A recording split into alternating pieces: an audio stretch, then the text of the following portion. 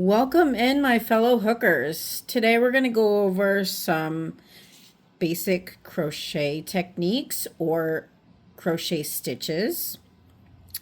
Single crochet, half double crochet, a double crochet, and then 2 double crochet stitches in one stitch, or also called a V-stitch. So I'm going to put that up there. We can look at that after or during. It's up to you.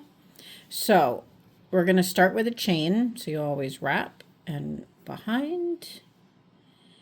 And we grab that yarn and pull through. Now we have a slip stitch right on our hook. We wrap and pull. Wrap and pull.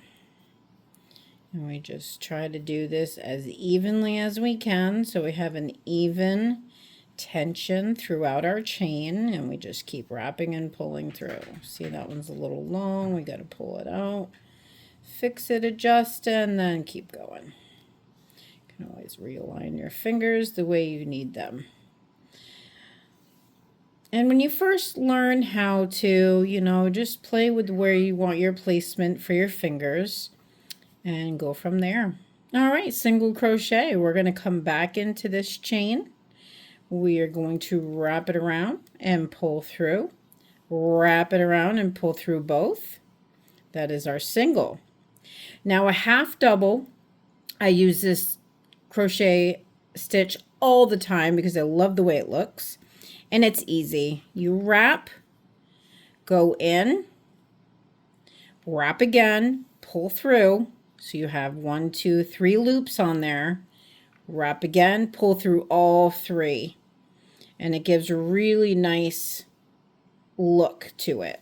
So that is a half double. Now a double. You're going to wrap.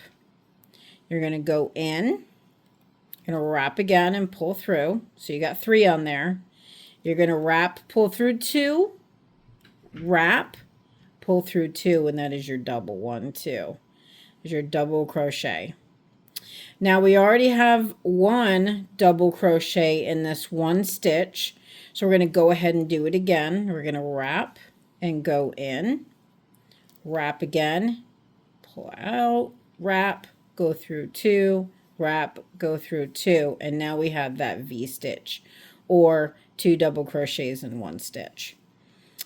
And as long as you're doing that, that is your double crochet or your 2 stitches. So if you look on the top, you got 1, 2 right here. Well, this is only 1 down here. So to keep your consistency, you're going to have to skip 1 or make a chain.